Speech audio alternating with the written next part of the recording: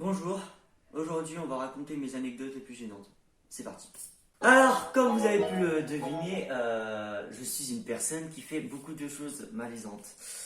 Vous me direz, pourquoi tu fais des choses malaisantes? Parce que j'ai tendance à avoir quand même une grande gueule. Et ça peut parfois porter malchance. Je suis allé mettre un pull parce que là, mon t-shirt ça allait pas du tout. Ça fallait vraiment que je prenne un truc joli pour essayer de moins me payer la honte. Parce que déjà qu'après cette vidéo, vous allez sûrement tous me voir autrement. Absolument tout le monde va me voir autrement après cette vidéo, ok? Donc si en plus je suis habillé mal, eh ben, je peux te dire que je suis pas dans la merde. J'espère que ça va vous plaire. C'est parti, on commence avec la première histoire. Première histoire, les gens, il n'y a que mes potes qui savent ce que c'est. Si jamais je vous dis le mot sourire. Voilà, vous avez vu sûrement qu'il me manque 5 dents. Enfin, on m'a arraché 5 dents en fait, je vais vous expliquer pourquoi. Et pourquoi elles ont toujours pas repoussé au bout de 2 ans. Oui, ça fait 2 ans que quand je souris, il me manque des dents. On me fait la remarque chaque semaine, il y a quelqu'un pour me dire que j'ai les dents éclatées. Chaque semaine, il y a des gens pour me dire que j'ai les dents à SCH. Ça commence à faire quoi. Donc on va mettre cette histoire au clair. Je vais vous expliquer comment ça s'est passé, pourquoi on m'a arraché ces 5 dents du coup, et comment ça fait super mal parce que oui, si jamais tu vas te faire arracher une dent, et ben je te plains parce que tu vas bien chialer ta mère. J'avais 2 solutions.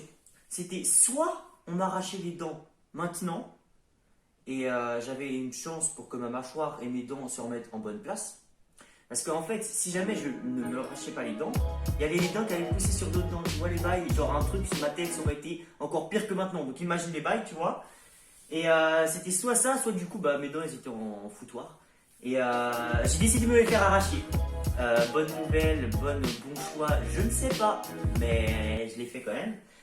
Alors, déjà les gars, il faut savoir que c'est quelque chose qui est très douloureux. Je me suis mis à chialer. Hein. Les gens qui m'ont vu chialer, ça m'étonnerait qu'il y en ait beaucoup. J'ai jamais dû chialer de ma vie devant quelqu'un de toute façon. À part ma famille, je crois pas que j'ai déjà lâché une seule larme. Même les larmes aux yeux, je crois pas. Donc, si jamais il y a des potes qui m'ont déjà vu pleurer, dites-le moi dans les commentaires. Mais en vrai, il y a vraiment personne genre. Donc du coup, j'arrive chez le dentiste pour me faire arracher les dents, tu vois. Et déjà, en fait, ça s'était fait en 2 parties. On n'a pas arraché 5 dents d'un coup. On en a arraché 2 et après on en a arraché 3. Il me semble que c'était cet ordre-là. Donc j'arrive chez le dentiste, première semaine. Ça s'est fait sur 2 semaines, il me semble. C'était il y a 2 ans, 2 ans, 3 ans, mais je m'en rappelle encore très bien dans ma tête. Et là, on me les a arrachés. Et en fait, la procédure, les gars, elle est dégueulasse. On commence déjà à prendre par un coton-tige qu'on induit d'une pâte un peu qui endort la gencive, tu vois, pour pas que ça fait trop mal. Et là, tu te dis, ça va, c'est juste une pâte. Non, les gars, ça, c'est pour pas que ça fasse mal, pour la piqûre qu'il te fout dans la gencive après. Et les gars, je peux vous dire que j'ai douillé, mais à un point, je crois que ça doit être dans mon top 3 des douleurs les pires que j'ai ressenties quand je me suis fait prendre la piqûre. Et c'est 3 piqûres par dent, je crois qu'il fait. Donc, ce qui me faisait 6 piqûres pour la première opération. Et 3 x 3, 9 piqûres pour la deuxième. Après, il te sort le scalpel. Et là, il commence à arracher. Il fait tout le tour. Après, il prend une pince et chla, il arrache. J'ai des dents, frère. On dirait vraiment SCH en fait. Non, mais les gars, tous ceux qui me disent ça, vous avez raison. C'est juste que j'assume pas d'avoir des dents aussi éclatées. Donc voilà, c'est fini pour cette première anecdote. Donc maintenant que il va y avoir 100 personnes qui seront au courant. Et c'est parti, on se retrouve pour la deuxième anecdote gênante. Deuxième anecdote, on en a déjà parlé dans une vidéo précédente, il y a genre 10 vidéos de ça. Moi et les meufs. Donc alors, pour ceux qui sont pas au courant, évidemment, de toute façon je peux le dire maintenant, puisque j'ai déjà dit dans une autre vidéo, j'ai toujours pas eu une seule meuf. Après, évidemment, j'ai une excuse. Alors, mon excuse que je sors à chaque fois, putain, je vais se dire ça en vidéo, c'est que, en fait, je dis je veux pas de meuf, les gars. J'aime bien avoir un truc dans les mains. Les gars, franchement, qui ne veut pas de meuf? Genre, franchement, qui peut s'asseoir à ma table et dire oh, non, ça me ferait chier. Après, les gars, c'est sûr, ça a des points négatifs d'avoir une meuf. J'en ai pas, mais je sais que ça a des points négatifs. Déjà, ça me casserait les couilles. Pourquoi? Tu ne peux plus t'aimer les meufs. Deuxièmement, tu es obligé de te désabonner de tous les comptes où tu es abonné avec des meufs fraîches. Troisièmement, tu ne peux plus avoir de potes meufs. Après ça dépend de ta meuf, mais souvent, elles aiment pas trop ça, tu vois. Enfin, t'as capté quoi, il y a plein de points négatifs d'avoir une go, et tu vois, et souvent, je ressors ces arguments-là quand on me casse les couilles, genre en mode, ah, t'as toujours pas une meuf et tout. Ferme ta gueule, est-ce que je t'ai demandé ton avis? Est-ce que je t'ai demandé ton avis? Non, donc tu la fermes, ta gueule, tu t'occupes de ton cul. Non, en fait, j'ai pas d'excuses, en fait. C'est juste que j'ai la haine. Ah ouais, si. Ah, ce qui me fait marrer aussi. Ce qui me fait marrer. C'est les gens qui se plaignent de pas avoir de mec ou de meuf. Alors qu'ils se célibent depuis 3 mois, tu vois. Les mecs, ils se célibent depuis 3 mois, ils arrivent, ils font ah, je suis dégoûté et tout. J'ai pas de meuf depuis 3 mois, je me sens un peu seul dans ma vie. Frère, ferme ta gueule, ça fait 15 ans que tu es célib. Est-ce que tu m'as déjà entendu me plaindre? Non, maintenant tu fermes ta gueule, tu t'occupes de ton cul et t'arrêtes de casser les couilles à tout le monde. Troisième anecdote gênante, les gars, et ça va être bien la pire et la plus gênante de toute ma vie, mais c'est aussi la plus ancienne, les gars. Tout simplement parce que j'en ai déjà parlé dans mes vidéos. C'était, les gars, l'anecdote du lion. On va l'appeler comme ça, les gars. L'anecdote du lion.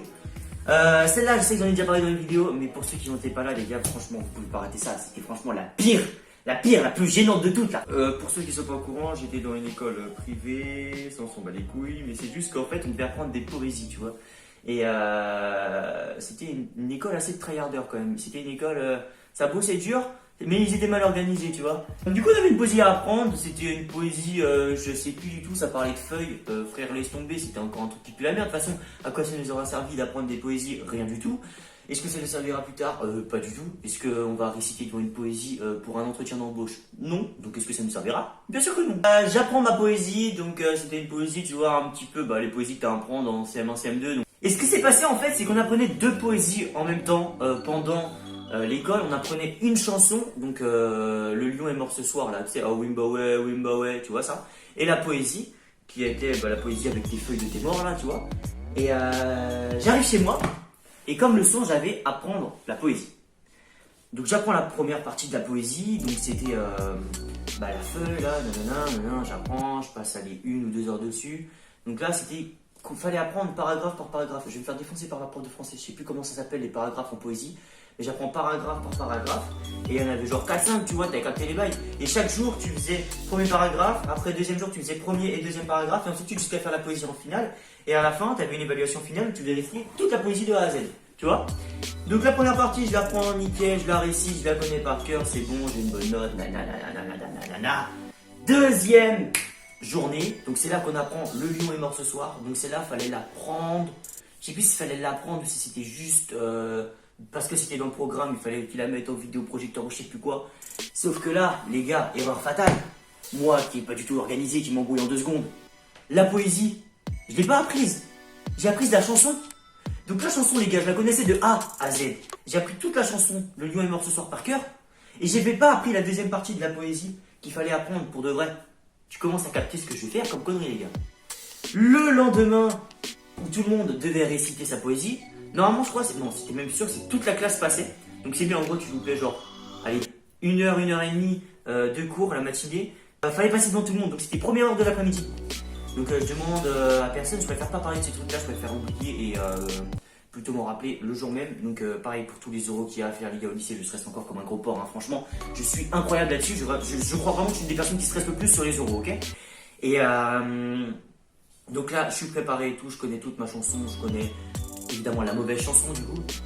J'arrive, je m'assois en classe, évidemment une grande classe, comme j'ai dit, on était 2 sections différentes, donc CM1, non, on était CE2, CM1, CM2 ou un truc comme ça, donc on était énorme. Je crois même que ma maîtresse s'appelait Françoise, mec. Je viens de m'en rappeler aussi, mais c'est un truc de ouf. Et promenait son chien devant les couilles. On s'en bat les couilles, je raconte sa vie. On s'en bat les couilles. Et du coup, on était genre vraiment 31, 30, 35, tu vois, on était vraiment beaucoup. Et voilà le tirage au sort. Tirage au sort, je suis assis tout devant, les gars, devant le bureau, pas côté fenêtre, mais côté voisin de celui qui est côté fenêtre. T'as capté les bails. Et qui s'était choisi en premier? C'est moi. Donc aucune chance de savoir que c'était la mauvaise chanson que j'avais apprise. J'arrive devant le tableau et là la maîtresse, ouais ça s'appelait encore une maîtresse, me dit vas-y, tu peux commencer, on t'attend, c'est ton moment, tu niques tout. J'arrive, je remonte mes manches, je regarde la prof, elle me dit tu peux tout lâcher. Et là je commence, donc ça commence. Et je commence à m'enjailler comme ça, tu vois, sur la chanson. Et du coup, la chanson, je commence à la faire. Je connaissais vraiment les paroles, tu vois, mais c'était pas genre, ils m'ont arrêté au bout de 30 secondes. Évidemment, ils m'ont pas arrêté au bout de 30 secondes. Ils ont presque attendu que je finisse la chanson pour m'arrêter. J'étais rendu au refrain, je crois, fin du premier refrain. Et là, elle me dit, vas-y, attends, hausse le son pour voir et tout. Parce que je parlais pas fort. Vraiment, les gars, j'étais gêné de chanter tantôt. Je chantais beaucoup. Je fais ça. Et là, j'ose la voir. Et tu vois les élèves du fond et les élèves de devant, enfin tous les élèves de la classe là, ils commencent à se foutre de ma gueule, ils commencent à se taper des barres. Il y en a qui étaient en incompréhension, tu vois, ils se trouvent, monsieur, il fait quoi lui il est qui là, qu'est-ce qu'il me chante là? Du coup, les gars, aux 3 quarts de la chanson, la prof elle m'arrête et fait attends. C'est ça que t'as appris pour aujourd'hui là? Tu te fous de ma gueule ou pas? Genre vraiment, elle m'a regardé, elle m'a fait, c'est ça que t'as appris pour aujourd'hui?